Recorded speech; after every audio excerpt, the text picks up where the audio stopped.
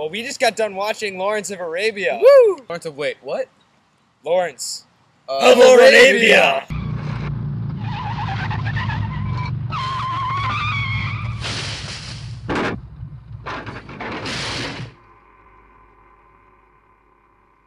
It's like 4 hours long, and it's surprisingly, I didn't have an issue with it because it's such a fantastic movie, and every minute of that movie deserved to be in there. It's very well filmed. I think the filming really is the centerpiece here. It's a beautiful movie, and it's very well done.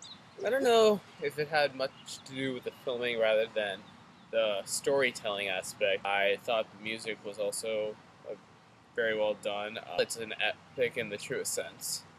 I don't know. I will admit that maybe I was not in the greatest state of mind to watch this film. I've been pretty tired lately, but I was impressed, but maybe not in love with the film.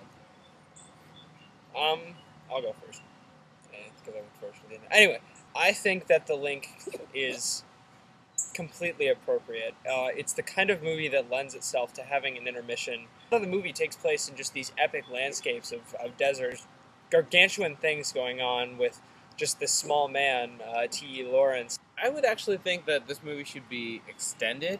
I don't think it should be one movie. I think it should have been made into a trilogy. There was a lot of part of the movies that could have been explored in more depth.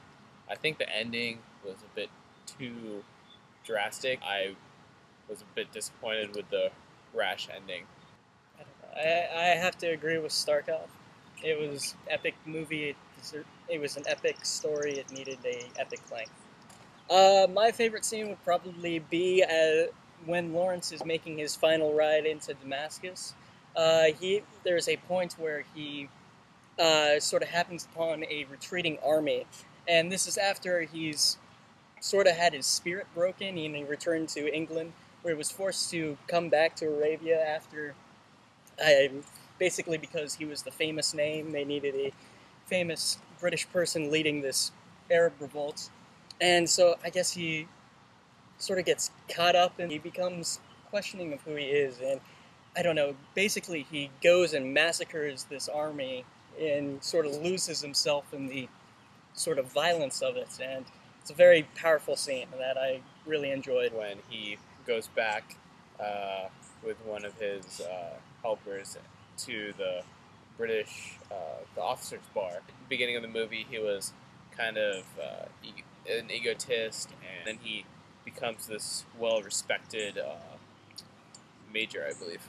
Okay, my favorite scene is when, right after Lawrence travels back through the desert to find a man who had fallen behind in the caravan as they're traveling to Aqaba across the desert, and they give him new clothes. He sort of rides off into the distance around a mountain and then starts running around and fluttering his clothes everywhere. And they make a big point out of who he is aligned with based on what he wears. So when he gets these new clothes, it's sort of an interesting shift in his allegiance, and you see that he's not solely aligned with the British, and he's more of a complex character than you would think. Initially, he's for the British, and then he can transform into someone who's loyal to the Arabic people. T. Lawrence was not portrayed in a very positive light at the end.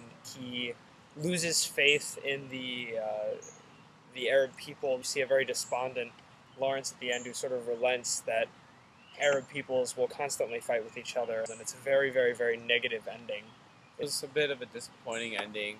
Lawrence was of no use to either the British or the Arabs in the end. I thought that this was an epic movie. Could have been extended over 3 movies.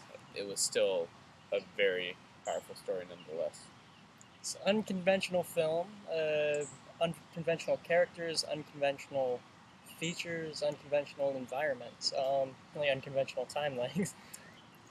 I think it definitely lives up to its sort of reputation as being a great film, and I definitely want to see it again, because I feel I may not have given it the attention that it deserved.